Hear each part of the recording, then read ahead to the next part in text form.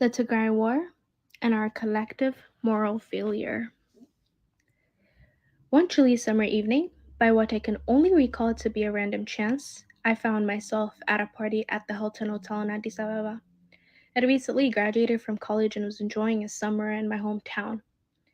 Unemployed yet, very much enthusiastic, I joined a group of well dressed, well educated, and impressively self assured individuals who were inclined to say things like, "Where are you based?" instead of, "Where do you live?" Or tell you passionately about the importance of giving back to their country as they provide a detailed account on how they happen to be doing so at the moment.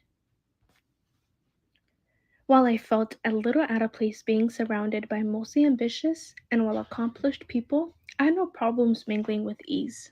You'll be surprised where properly articulated English sentences and the right pair of tasteful high heels can get you in life.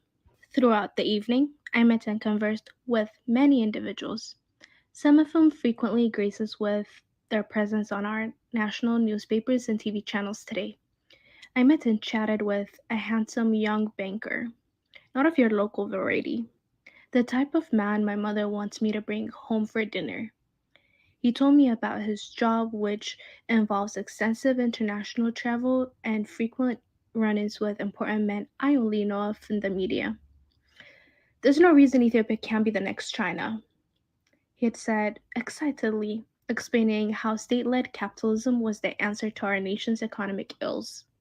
I listened attentively to his invigorating talk with the occasional water sipping, making a mental note to myself to frequently glance through the pages of the Financial Times to further ease such conversations.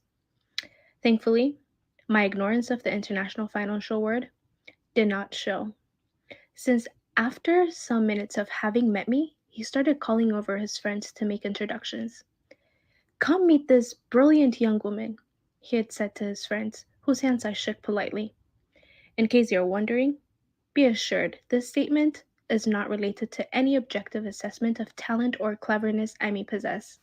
It is simply that when one is in such a room, it is assumed that the fellow he or she will interact with is very much like who he assumes himself to be. So, of course, such rooms are crowded with the brilliants, the trailblazers, the changemakers, the Jagneets of Addis. I also talked with a fellow Jagneet who had gone back to school after a stint of Oxfam and was now doing her PhD dissertation on the societal perception of domestic violence on women in Addis Ababa. I listened and encouraged her passion full heartedly, not forgetting to remind her of her brilliance before our conversation came to a close. I met another older woman who headed one of the big international NGO's East Africa offices, who's also kind enough to give me some advice on networking, including some names and phone numbers I should reach out to in the field. She narrated how she came from humble backgrounds to be a success and assured me I had all it takes to be an asset for my country. By the end of the evening, while tired from all the talking, smiling, and polite nodding, my enthusiasm had not waned. It was clear much was required to join the who is who of the Addis professional elite. It was not too clear to me if I had what it took to reach their ranks and do what they call giving back. Most of the people in the room were smart. They had solid credentials to prove it. They were financially successful. Talks of weddings at white sands beach resorts had already started to become a norm. They were assumably cosmopolitan. Their language skills and agreement on the dullness of London's weather hinted at it. Could I really join their rank? I was not too certain. My failure to take home to my mother even the banker who thought her daughter so brilliant forced me to not answer in the affirmative. Politics is discussed little in such settings, if at all. Globally, at the time Ethiopia was being hailed as growth miracle, being made the poster child of the Africa Rising narrative. During those years, Ethiopia was achieving double-digit GDP growth, making people like my new banker friend confidently predict that the nation was destined to become the China of Africa. While everyone in the room was aware that our nation was one of the poorest in the world, they held a strong conviction that our luck was finally turning, and the trajectory now was toward the light. Through their work in civil societies, NGOs, and IFIs, these educated and forward thinking Ethiopians would help bring Ethiopia into the 21st century. Ethiopia offered what every young, ambitious, and educated person wanted: an opportunity to achieve both prosperity and purpose, and to do so with class, style, and easy access to high end whiskey and wine of one's liking. I was lucky to be amid such a crowd, I had thought. To be sure, my evening with the vivacious and seemingly cosmopolitan crowd of the Addis Ababa paints only a fraction of the full Ethiopian picture of the time. The success stories and the enthusiasm of that evening leaves out a much darker and uncomfortable side.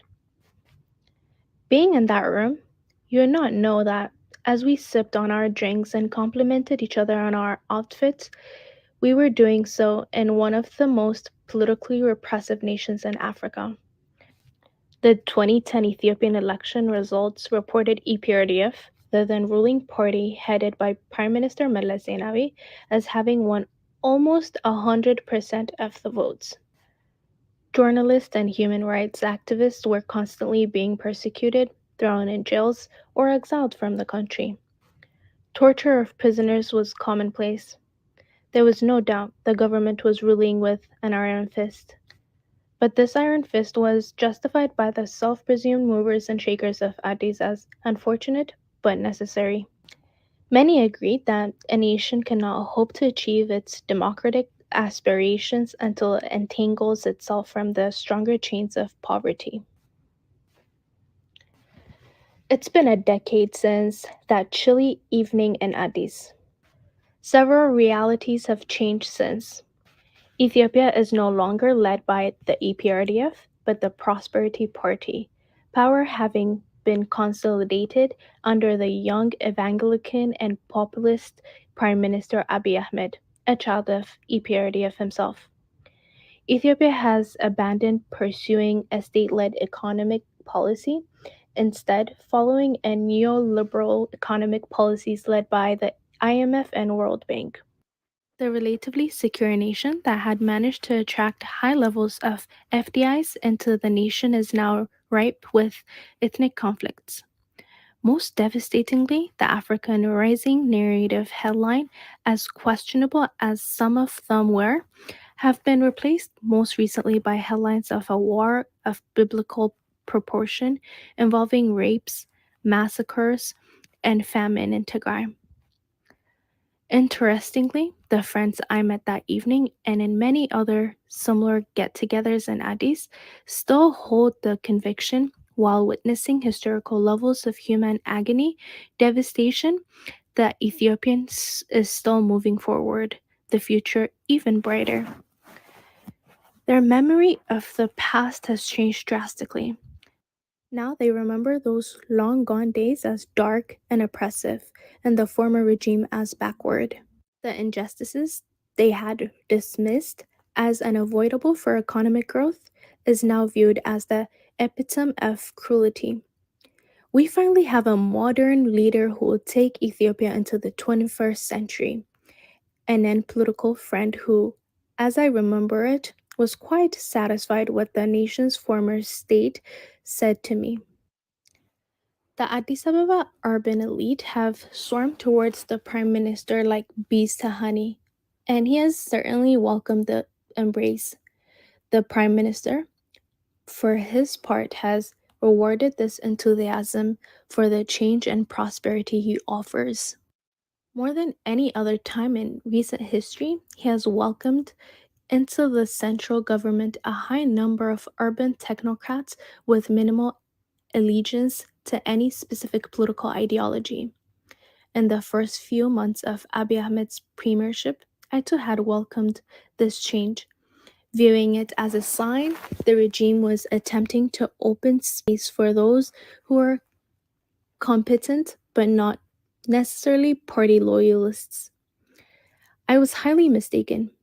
Months after Abiy's administration, while many still held hopes of building a genuine political arena representing all people, for those paying close attention, it became clear that the prime minister was using these urban elites mainly as a front, a way to legitimize his regime as a liberal, democratic, and modern one while he solidified his personal power in the most basic authoritarian of ways.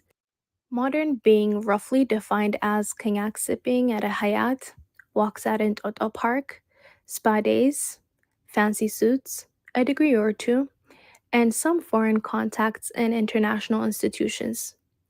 Not too surprising, given complications and nuance rarely leave enough mental space for the positive mindset required to achieve prosperity of the Prime Minister's variety. As a thank you for the rewards of status and various privileges that come with power, the urban elite, for their part, have shown their gratitude unflinchingly.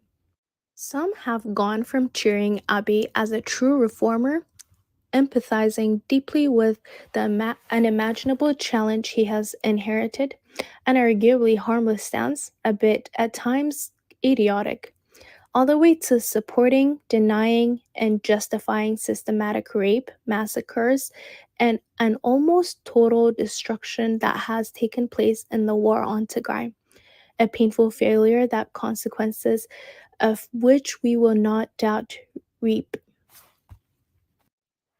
To be fair to these urban elites, whose need for comfort, money, and status has always been evident to the non naive, even human rights activists who were once celebrated for remaining neither blind nor indifferent to the abuses of the former regime, stand today alongside a prime minister who has openly attempted to downplay war crimes, including systematic rape of women. Today, those who used to profess and stand up for ideals such as freedom, justice, and peace remain either mute or are complicit in the face of killings, rape, ethnic profiling, ethnic cleansing, harassment, imprisonment, and abuse of their fellow citizens. The same individuals who preached about the inherent dignity and inalienable rights of all individuals are seen sermonizing about the difficulty and complexity of running a diverse nation such as Ethiopia. They are seen arguing openly for a nation to prevail. It might, after all, be unfortunately unavoidable, even necessary, that some groups of humans pay with their very lives. Today, we're forced to assume what we thought was a fight for justice was only a fight for power. Ethiopian academics and intellectuals have not been any less disillusioning.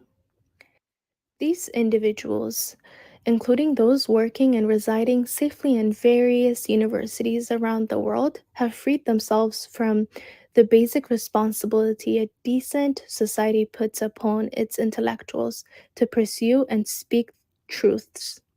Intellectuals are in a unique and privileged position to expose the lies and deception of the powerful, given they can do so with minimal risk of losing a livelihood, imprisonment, or physical harm. Real fears the average person has. Having spent years in study and training, they have the analytical tools at their disposal to help us differentiate fact from fiction, to help us remove the veil from deceit created by the government propaganda. But what our intellectuals have chosen to do is be loyal to their ideological convictions instead of truths. They have chosen to cheer as the Prime Minister declared there were no civilian deaths while engaged in a war, to celebrate as free and democratic an election will virtually zero genuine competition, and to excuse and explain away systematic rape and massacre as unfortunate consequences of war.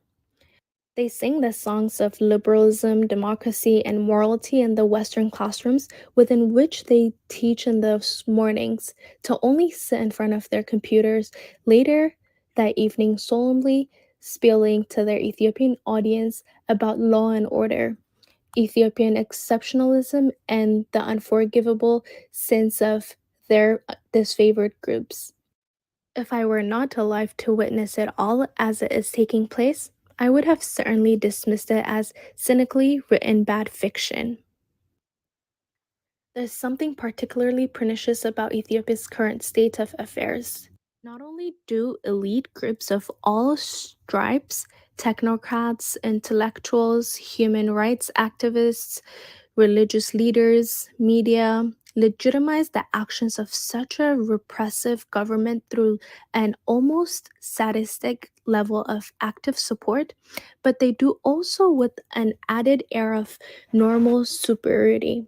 They have managed to sell to the public that a war that has mainly devastated innocent men, women, and children is done in a pursuit for justice, to rid us of a special kind of evil that exists only over there, never with us. Not only are we being told that death and destruction are a necessary evil, but that it is being done for our own good, for the good of Ethiopia. We, for our part, have chosen to believe it. I do not know how this war, ignited for the sake of power consolidation, will end or how we will manage to move forward as a nation. Our elites want us to believe that this is only the darkness the nation is experiencing before the great dawn. This is simply false. The Prime Minister's unexpected military defeat and the possible continuation of inter-ethnic war in the region has proved this. There's no darkness that is being experienced by a tangible entity we collectively label as Ethiopia that either feels pain or anguish. The darkness is being experienced by individual humans, mothers who are burying their young sons, fathers who are forced to dry the tears of their raped daughters, families who watch as everything they have worked so hard to build destruct in front of their eyes. And even if it were true, if there will in fact be a great dawn after such chaos, which part of our collective consciousness is willing to accept a prosperity that comes with a price of innocent blood spilled and the tears of anguish shed by those who once we called our people? If there is ever hope of dawn, I know we will never reach it if we remain on our current path, ripe with lies, deception, and denials. The powerful will do all they can to remain on this current path, knowing full well they will cease to exist otherwise. But you and I have a choice. We do not need any special type of knowledge to know that all other humans feel pain as deeply as we do. That every life is worthy of love and protection, that we all have a right to life and the freedom to do what we choose with it, even those we consider our enemy. There are no complexities that need to be entangled before we confidently say no to the dehumanization of our people. No deep thought required to take no part in injustice, and no accreditation necessary to speak basic truth to corrupt power. I may not be able to state with full certainty that with truth, love, and compassion, we can change the world, but I can tell you without a shadow of doubt, our rejection of them will guarantee us hell.